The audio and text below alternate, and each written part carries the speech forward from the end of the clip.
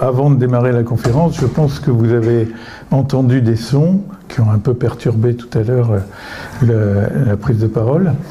C'est un son qui vient de Croatie, et peut-être connaissez-vous, c'est l'orgue marin de Zadar. Et j'ai pensé que c'était une bonne introduction dans la mesure où il s'agit de quelque chose qui a été créé il y a assez peu de temps, qui a un rôle assez artistique. D'ailleurs, ça a été fait par un artiste, Nicolas Basic. La figure que vous avez là, c'est la figure qu'il a réalisée pour montrer ce qu'il allait faire. Et les tuyaux qui ont été installés n'ont pas été choisis au hasard parce que avec un ethnomusicologue, ils ont choisi les notes pour correspondre aux notes caractéristiques de la musique dalmate.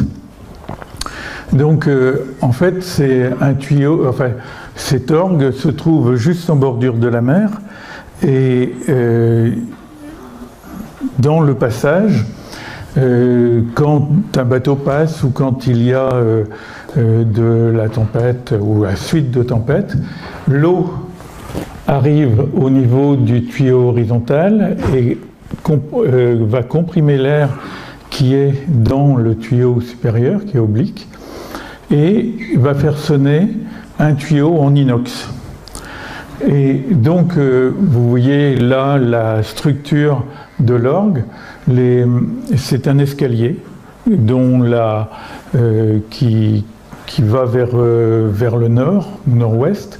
Et donc le soir, les gens viennent s'installer là, regarder le soleil couchant juste en face et entendant cette musique très aléatoire. Pour avoir cet enregistrement pas trop perturbé, j'ai dû y aller à plusieurs reprises parce que c'est aussi un lieu où les gens aiment bien se retrouver et c'était assez dur de capter. Voilà, donc il y a déjà les principes basiques de l'orgue et comme j'ai indiqué, évidemment on a fait référence aux orgues de cathédrale ou d'église, mais je me suis dit que ça pouvait être intéressant de parler un petit peu d'autres orgues. En particulier, celui du haut, c'est un orgue qui se trouve à Blackpool, en Grande-Bretagne.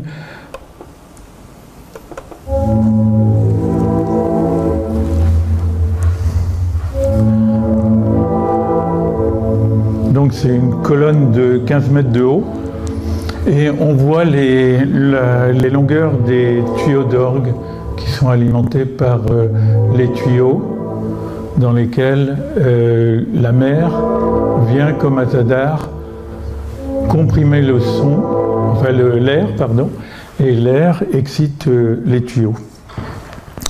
Je vais passer, avant de passer au dernier, je vais juste parler un peu de cet orgue de Blackpool parce que en faisant un peu les recherches, j'ai trouvé que ça avait été un sujet du bac pour le bac S, le bac S d'Amérique du Sud. C'est assez étrange d'avoir proposé ça si loin.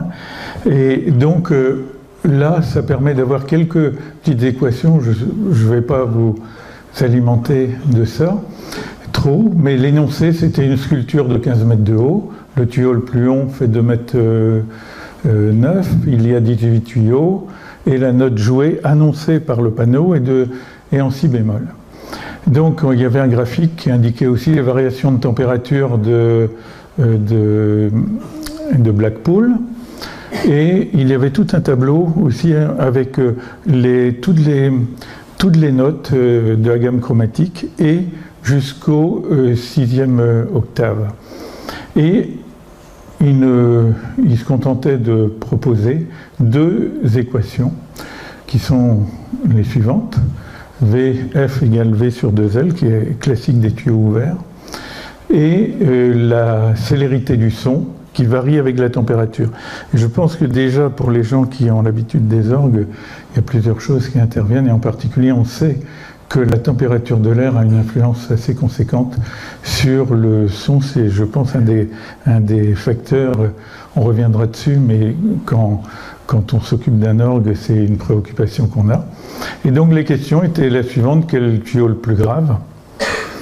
Je pense que vous savez que c'est évidemment le plus long. Et puis la note indiquée, est-elle valable toute l'année? En fait, on se rend compte que ça varie autour de 58 Hz à peu près, sachant que le si bémol est de 58,3, donc on n'est pas trop loin. Et là, sur la gauche, j'ai présenté une analyse du signal. Je vais en avoir plusieurs présentations de visualisation du signal. Je ne sais pas, c'est l'ordinateur qui doit réagir. Et donc, celui-là, c'est une analyse en bande fine qui permet de voir les différentes harmoniques du signal. Je vais avoir un petit élément sur justement l'analyse et la visualisation du son tout à l'heure, mais déjà, c'est une première façon de voir le son. Le deuxième, vous allez voir, le son est pas très agréable de mon point de vue, parce que il est très beau. Hein, vous voyez, il est à San Francisco, c'est un mélange de pierre et de tuyaux en bordure de mer. Mais vous allez voir ce que ça donne.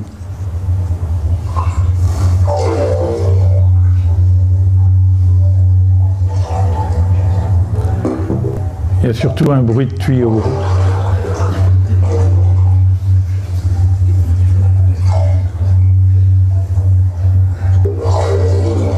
On entend quand vous vous amusez avec à souffler dans un grand tuyau, c'est à peu près ce que vous obtenez là. Donc je pense que les autres étaient, enfin, là on était en décroissance de ce que moi je considérais comme de la qualité sonore. Donc après, on va revenir sur l'historique de l'orgue, et l'autre jour, en relisant le petit papier, enfin la présentation du festival de musique ancienne, je me suis dit, on va peut-être avoir l'occasion de voir parmi les premiers éléments, c'est-à-dire l'hydrole, parce que dans la présentation du concert sur l'orgue, ça commençait par ça, disant que l'orgue était un voisin, ou plutôt un jeune homme par rapport à l'hydrole.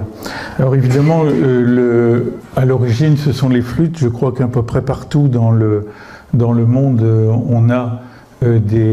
on trouve des flûtes, mais aussi, et surtout dans la partie asiatique, il y a les orgues à bouche. Les orgues à bouche qui sont constitués de tubes de bambou, et donc qui ont différents noms, hein. Le sho au Japon, vous avez donc en Thaïlande, vous avez et le sheng en chinois. C'est sans doute les premiers éléments qui ont été connus, et après est arrivé un instrument qui s'appelle l'hydrole, donc qui a été, d'après les connaissances qui ont été retrouvées, qui a été créé par un grec qui s'appelle Xyxibos, IIIe siècle avant Jésus-Christ. Et il y avait déjà dans cet orgue les éléments, la soufflerie, assez rudimentaire, mais enfin on va voir, c'était assez intéressant, une régulation hydraulique du souffle, la jonction entre le vent ou le souffle et les tuyaux, et un système mécanique de commande.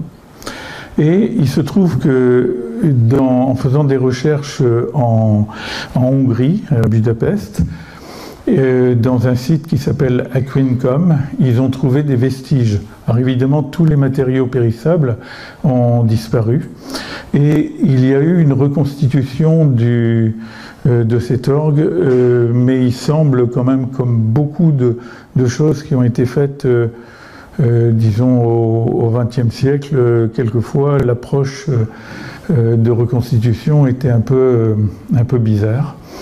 Mais donc il est beaucoup plus récent que l'origine de l'hydrol, mais il a été découvert en 1931.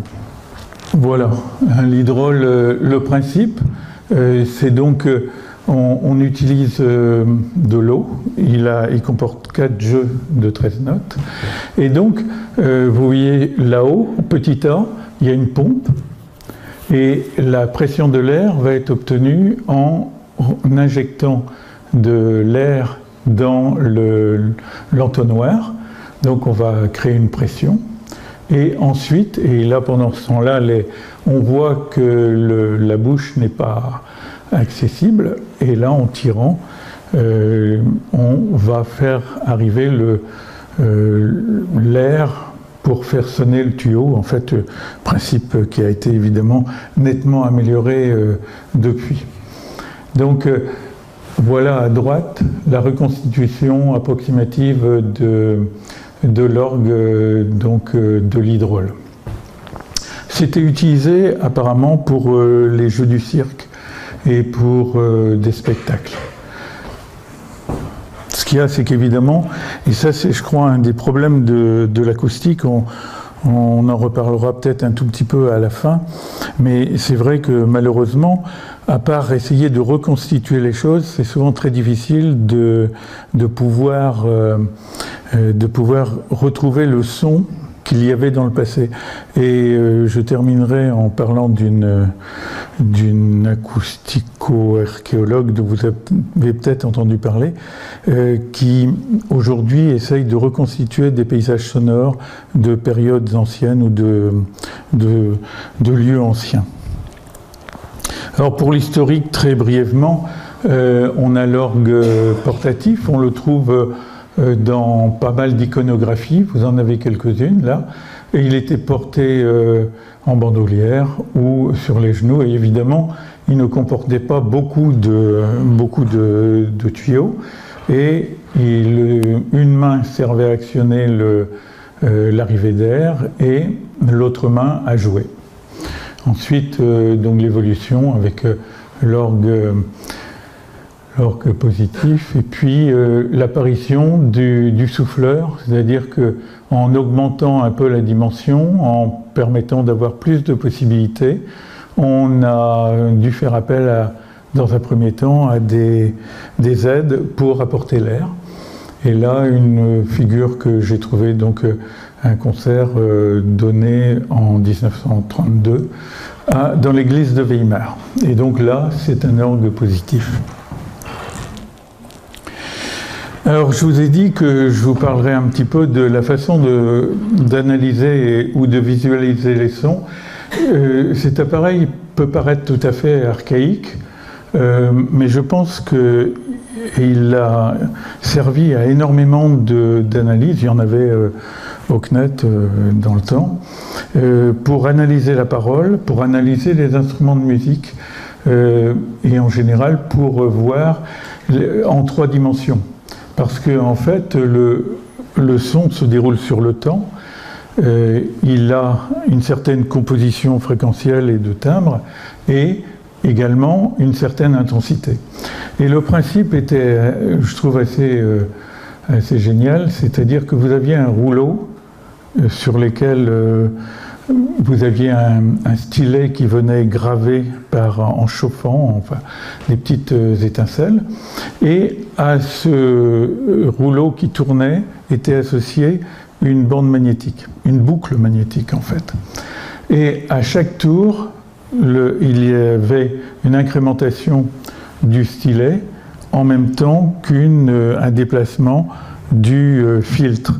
Ce qui fait que si vous dérouliez la bande, eh bien, vous aviez, en fonction du temps, ce que l'on peut voir ici, c'est-à-dire, bon là il y a plusieurs instruments, la flûte, violon, clarinette, piano et clochette. Donc on voit en hauteur les fréquences ou les différentes harmoniques présentes. Et là on voit, pour la flûte c'est relativement pauvre, pour le violon c'est riche, pour la clarinette on voit apparaître les harmoniques impaires, et ici un son qui a une composition très large.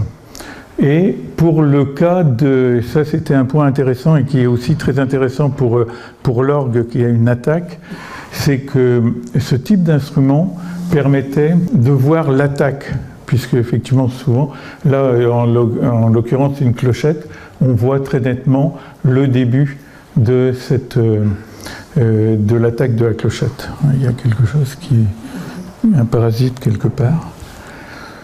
Voilà. Mais évidemment, aujourd'hui, on a des instruments nettement plus modernes, on verra tout à l'heure, mais le principe est le même, c'est-à-dire de faire apparaître un certain nombre d'éléments visuellement à partir d'un son. Et là, justement, voilà quelques exemples.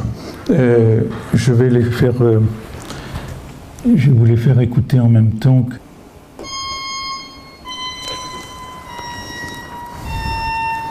Oui, c'est un son harmonique, enfin c'est un son chromatique. Et donc,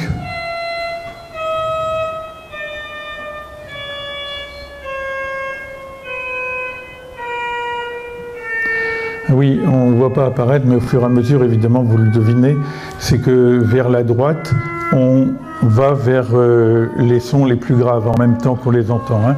Il faut voir la figure comme partant des plus aigus jusqu'au plus grave ici.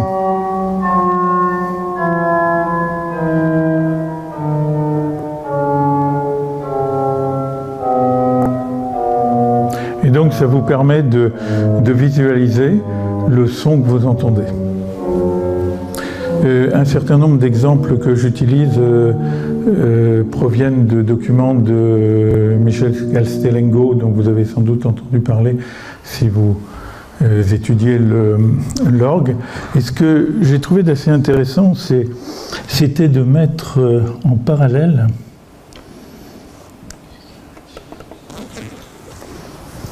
la figure qui est à droite.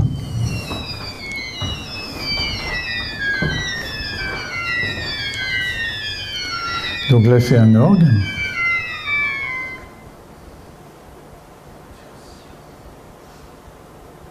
Ah, si.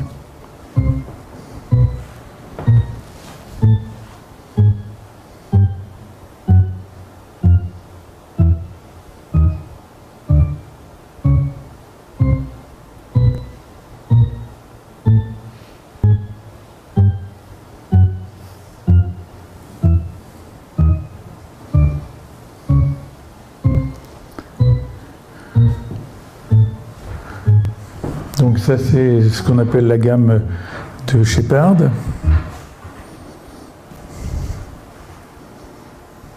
Qui est la deuxième en descendant.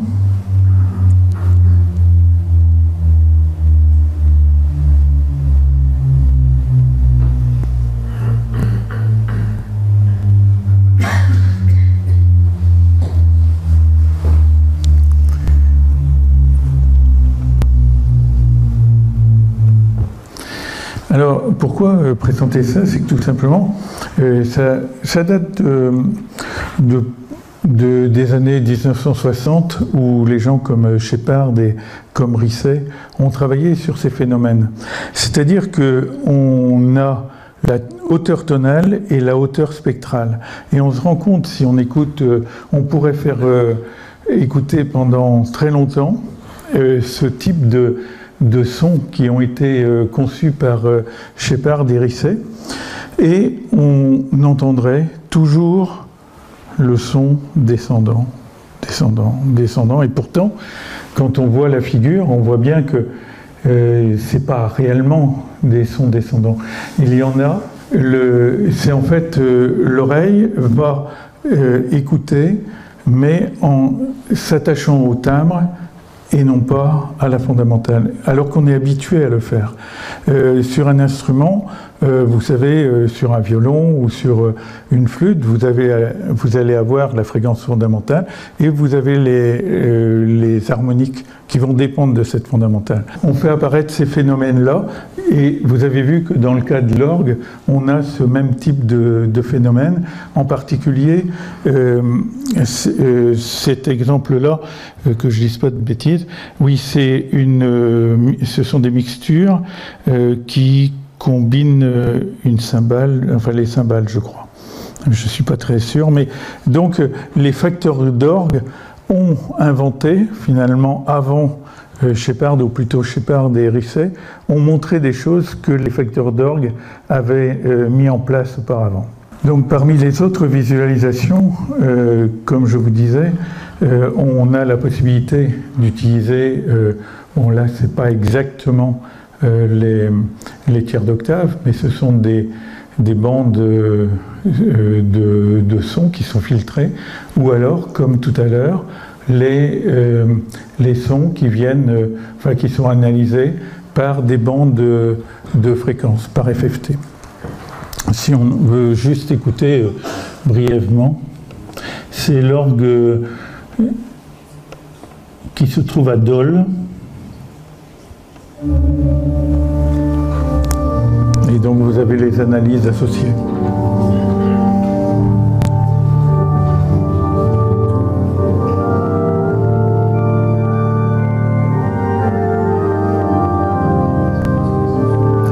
Donc là c'est un spectre moyen. C'est-à-dire qu'on a pris l'analyse sur la totalité du son.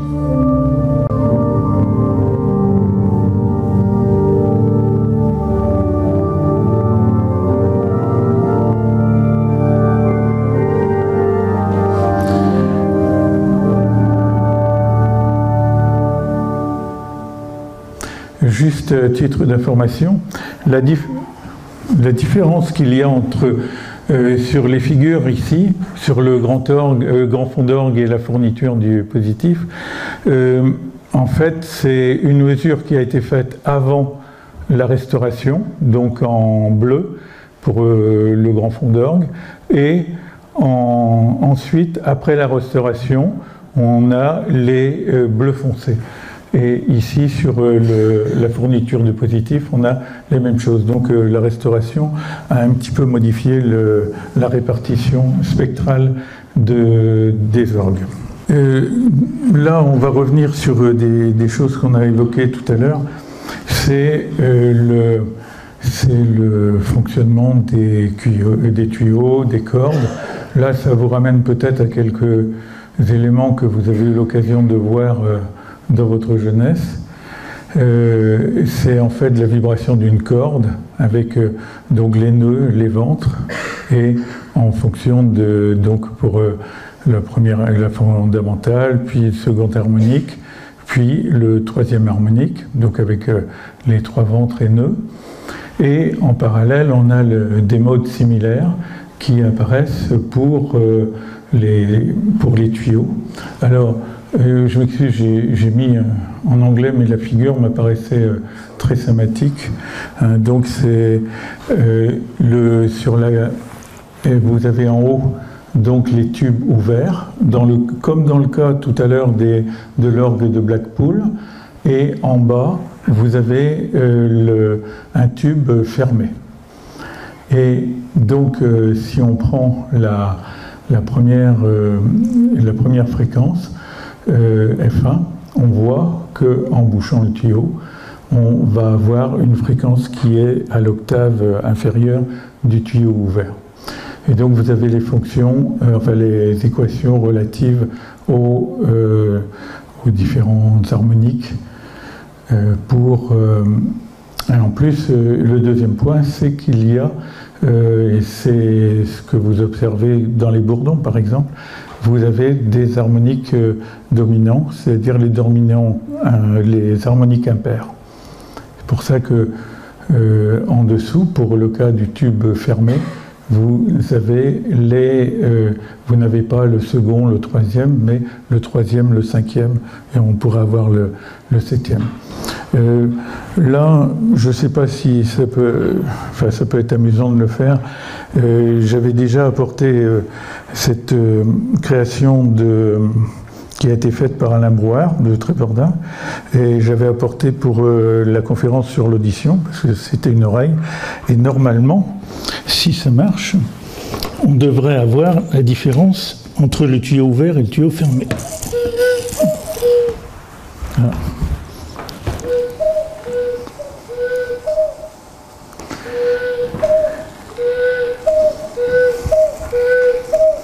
Voilà, donc en fait il y a un qui est, les deux sont de même dimension, mais l'un est fermé, l'autre est ouvert.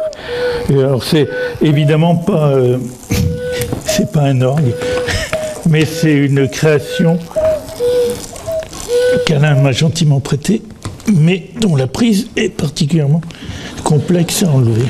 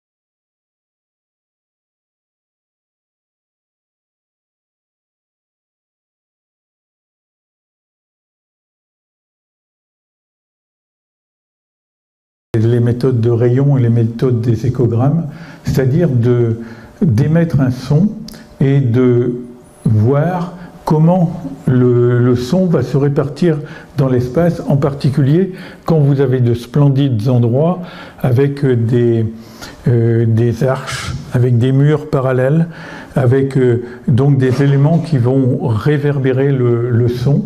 Et cet échogramme donc, vous permet de voir sur une échelle temporaire quand se produit le premier rayon, quand se produit le deuxième, et ainsi de suite.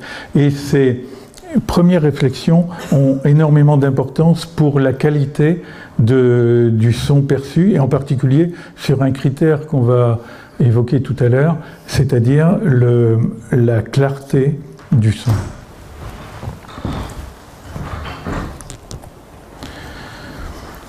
Et là, on retrouve un peu ce qu'on a vu tout à l'heure, c'est-à-dire c'est comment se répartit le niveau sonore à partir de la source qui se situe donc dans le transept. Et on voit que, évidemment, comme le disaient les facteurs anglais, eh bien, c'est quand même dans l'axe qu'on a le meilleur niveau sonore. Comme je vous indiquais, ce qui est intéressant, c'est de voir la clarté. Et donc la clarté, ça va être l'énergie qui a été reçue pendant les 80... Enfin, le facteur de clarté, c'est 80 parce qu'on peut le calculer en fait sur n'importe quelle durée, sur n'importe quelle durée en millisecondes. Donc on va calculer l'énergie dans les 80 millisecondes par rapport à l'énergie ensuite. Et donc ce critère, pour être de qualité, doit être entre -4 et 6. Et vous voyez sur l'échelle, ça veut dire depuis le vert jusqu'au rouge à peu près. Et on voit que quand même, dans toute la partie avant de l'abbatiale, on a une clarté qui est bonne. Par contre, effectivement, le fond de la nef ne sera pas d'aussi bonne qualité. Alors là, c'est une cartographie avec la hauteur de 2 mètres. Et le deuxième critère, c'est la spatialité, c'est-à-dire comment les gens vont recevoir le son. Est-ce qu'il vient plutôt de la droite? Est-ce qu'il vient plutôt de la gauche? Comment est cette homogénéité ou inhomogénéité? Donc on voit ici à 2 mètres et on voit à 5 mètres. Donc là j'ai pas mis les critères, mais donc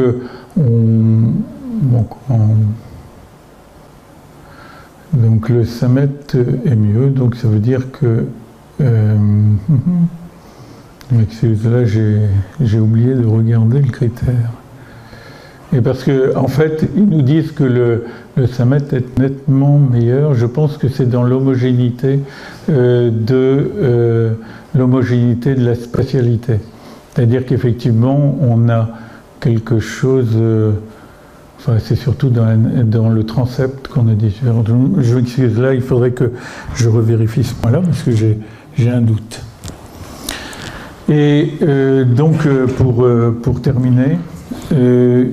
comme je vous ai indiqué tout à l'heure, on est dans une période où, grâce à tous les outils électroniques, on réussit à travailler de façon très pertinente sur les simulations, sur les capacités de réaliser de reconstituer des ambiances, de redéfinir des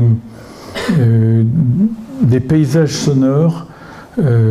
C'est quelque chose qui se développe énormément, c'est-à-dire d'avoir la capacité d'identifier tous les éléments, bons ou mauvais, qu'il y a dans notre environnement. J'ai été surpris de voir que au Congrès international d'acoustique qui a eu lieu cette année, les pays asiatiques actuellement travaillent énormément sur cet aspect qui était plutôt jusqu'à présent l'apanage de chercheurs, beaucoup en Allemagne, un petit peu ailleurs en Europe. En France, il y a des gens qui travaillent dessus. Et c'est un domaine qui se développe de façon assez importante. Et donc cette dame dont vous voyez la photo, Mylène Pardoen, est quelqu'un qui fait comme je vous disais, des paysages sonores historiques. C'est-à-dire qu'elle va, à partir de données émanant d'archéologues, de chercheurs de l'histoire de l'art, de musiciens, de tous les corps de métier, d'indiquer comment étaient, par exemple, les environnements, les matériaux qu'il y avait dans les rues, les matériaux qu'il y avait dans les églises, les matériaux qu'il y avait dans les salles, et aussi quels étaient les types de bruits que l'on pouvait entendre. Et à partir de tous ces éléments-là, elle reconstitue des ambiances sonores qui sont, dans la mesure du possible, les plus réalistes par rapport à, et donc de reconstituer des paysages sonores qui sont ceux qu'on imagine être ceux que l'on avait à ces périodes-là. Donc c'est son travail d'origine, et là actuellement, donc avec un acousticien, ils ont une tâche, et je crois qu'il y a 5 personnes à travailler avec eux, ils ont pour tâche de travailler en vue de la restitution d'un environnement acoustique qui répondent aux critères qu'il y avait auparavant à Notre-Dame de Paris, pour faire que l'orgue en particulier sonne comme il sonnait avant que l'incendie n'apparaisse. Donc on voit que des gens ont travaillé, par exemple l'équipe de Castellengo a travaillé sur l'acoustique de Notre-Dame en vue de l'installation de l'orgue, et on voit que maintenant, à partir des éléments de simulation qui ont été obtenus avec cet objectif-là, les gens vont pouvoir travailler pour reconstituer l'acoustique de cet endroit, de façon à ce qu'on retrouve les mêmes sonorités. Voilà, donc ça c'est à suivre. Pour l'instant, il n'y a pas eu beaucoup de travaux, parce que, évidemment, pour l'instant, il y a 2 choses. C'est que il n'y a plus de toiture, et deuxièmement, l'orgue a besoin d'être totalement nettoyé, remis en état. Voilà. Donc je vous remercie. Merci.